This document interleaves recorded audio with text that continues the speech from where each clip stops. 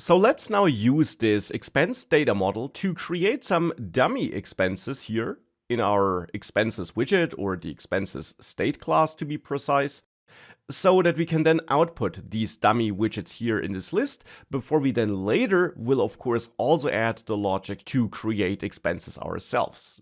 But we'll start with some dummy expenses so that we have something to output.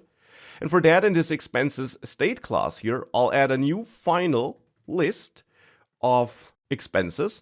So of using this custom expense class as a type here, because as you learned before, whenever you create a class, you automatically also get a type of the same name, which simply contains information regarding the shape of the objects that will be created with help of your class later.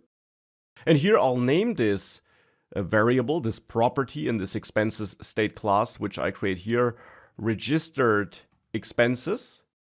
And I'll set it equal to a list with square brackets. And now here, I simply want to create a couple of dummy expenses by using our expense class and instantiating objects with help of this class. And here we now have to pass in these different pieces of information, like for example, the title of this expense.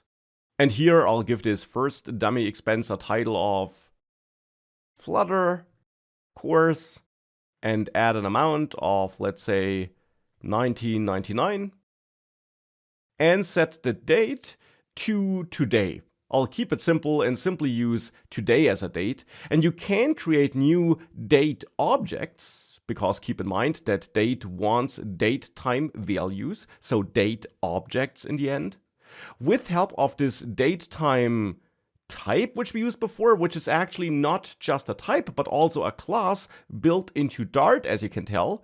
And you can use datetime to create new dates by passing in various pieces of information here to the constructor function, or by simply using the special now constructor function by using datetime now. And this simply uses today and now as a date time, so as the date and time that will be stored for this expense. So with that, I'm passing in all that information. Of course, we now also need to set the category though. And this can now be set with help of our enum, which is available here, since I am already importing from this expense.dart file.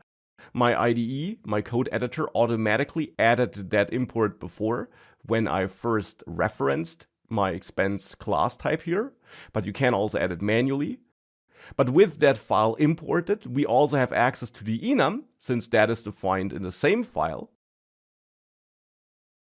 And we can use that here for creating our expense by referring to that enum and then using the dot notation to access the different predefined values that make up this enum.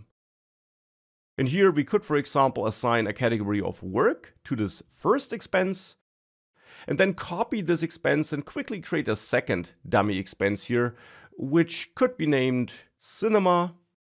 And maybe here we paid $15.69. I'll also use today as a date to keep things simple, but the category here would of course be leisure. And with that, we have two dummy expenses which we can use.